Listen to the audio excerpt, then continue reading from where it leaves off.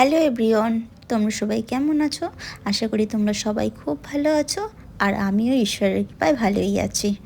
দেখো, আকাশটা পুরো সাদা হয়ে গেছে কুয়াশা। সকালে উঠে সব কাজ বন্ধ করে দিয়ে ওকে আগে পড়াতে বসলাম। আর এতটা ঠান্ডা পড়েছে, দেখো আমি কাঁথা দিয়ে পুরো বিছানাটা চারিদিকে ঘিরে ফেলেছি। ওকে পড়ানোটা মানে খুব চাপের।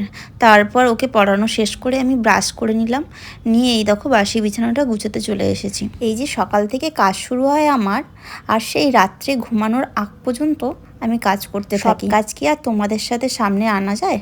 কিছু কিছুগুলো আনি যেগুলো পারি, আর সব সময় তো মনে থাকে না ভিডিও অন করতে, তাই যতটুকু পারি ততটুকুই তোমাদের সামনে নিয়ে আসি। খুব ঠান্ডা পড়েছে, আমার মেয়ের আবার খুব তাড়াতাড়ি ঠান্ডা লেগে যায়, তাই জন্য কাঁথাগুলো দিয়ে বিছানাটা ভালো করে চারিদিক ঘিরে রাখি যাতে ওর ঠান্ডাটা না লাগে। আর এইগুলোই গোছাতে গোছাতে আমার অনেকটা সময় চলে যায়। বিছানা গুছাতেই প্রায় আমার 20-25 মিনিট লেগেই যায়। সবাই এত পিকনিক করেছে, আমারও খুব পিকনিক করতে ইচ্ছা করছে।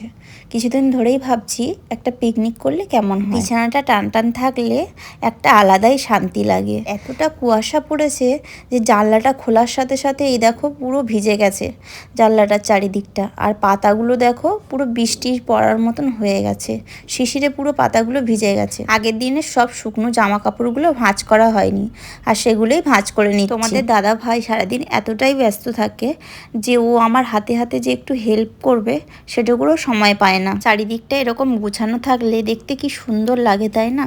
ঘরটার সৌন্দর্যটাই পাল্টে যায়। আর আমি খুব গোছাতে ভালোবাসি।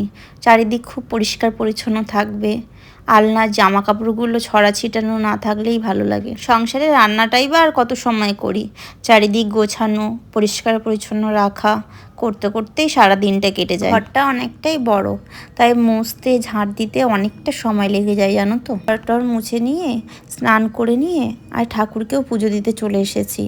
আর আমার সোনাম্মা বলছে, মা আমিও তোমার সাথে পুজো দেবো। আমি বললাম আয় তাহলে পুজো দিবি আয়। ও দেখো আমার পাশে বসে বসে ঠাকুরকে পুজো দিচ্ছে। এই দেখো আজকের হচ্ছে পনিরের তরকারি, আর আমার বাড়িতে এসেছে আমার মাসি শাশুড়ির ছেলে আর বৌমা। এটা হচ্ছে আমার যা। আর ওরা দেখো দুই ভাই বোন মিলে পড়াশুনো করছে। ভিডিওটি এই পর্যন্তই। ভালো লাগলে অবশ্যই একটি লাইক করে দিয়ে পাশে থেকো।